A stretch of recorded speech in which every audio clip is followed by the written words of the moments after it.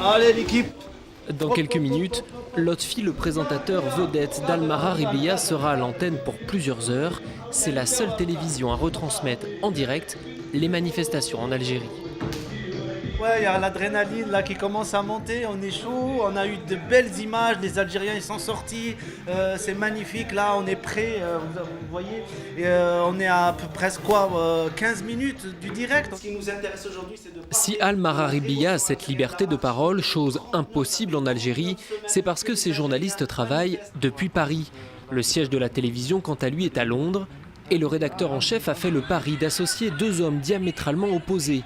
Lotfi, rappeur présentateur aux 6 millions d'abonnés sur Facebook, qui a troqué la casquette pour la veste, et Jamal Eddine, opposant politique, puis journaliste.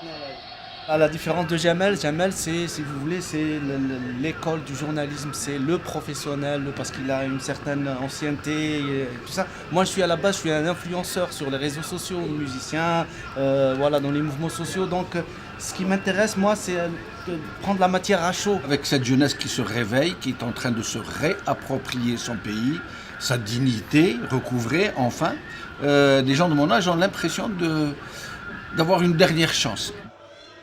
14h30, l'émission a démarré depuis quelques minutes et déjà le standard explose. Si la chaîne est financée en partie par l'un des fils d'Abbassi Madani, le fondateur du Front islamique du Salut, parti algérien dissous en 92, la ligne éditoriale se veut plus libérale qu'islamiste.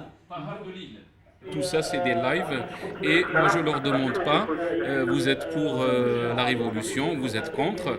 Je leur demande une chose, votre nom, vous appelez d'où et la personne est live.